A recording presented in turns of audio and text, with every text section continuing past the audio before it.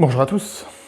Aujourd'hui, nous allons nous imaginer avec 4 spectateurs autour de moi et mon traditionnel jeu de cartes. Mais souvent, on n'a pas confiance dans le magicien en se disant quand il va mélanger les cartes, il va déjà faire une arnaque là derrière.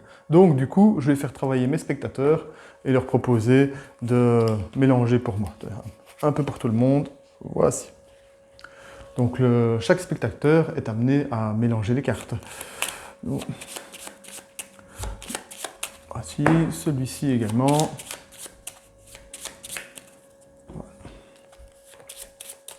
Rien de tel que l'honnêteté, et pas croire que nous avons arnaqué le public. Donc, maintenant mon travail peut commencer. J'invite 2 spectateurs à choisir une carte. Le premier choisit celle-ci, le deuxième celle-ci. Un travail très dur attend le premier spectateur, il va devoir retenir l'identité de cette carte, que je vais perdre ici. Et pour le deuxième spectateur, il devra retenir celle-ci, que je vais perdre quelque part ici. Là, je vous vois venir, vous dites « Ouais, il sait plus ou moins où il les a mises.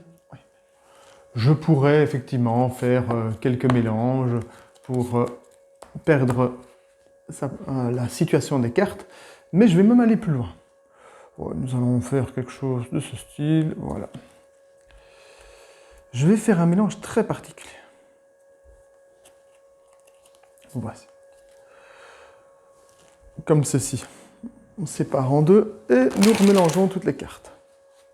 Impossible pour moi de trouver, de resituer la position des 2 cartes des spectateurs. Donc, je peux même séparer les 2 paquets, et vous avez remarqué, quand j'ai séparé les 2 paquets, l'un passe au travers de l'autre. Et parfois, certaines cartes se déplacent d'un paquet à l'autre. Nous allons voir pour le premier paquet ici, quels sont les hasards du mélange. Oh! Toutes les cartes sont noires, sauf une, le valet de cœur. Et donc pour le deuxième paquet, toutes les cartes sont rouges, excepté le 5 de trèfle. Donc j'ai l'impression que les cartes de nos 2 spectateurs ont été facilement trouvées, car un mélange bien organisé, on arrive toujours à retrouver nos cartes. Voilà, je vous remercie et je vous souhaite une bonne après-midi.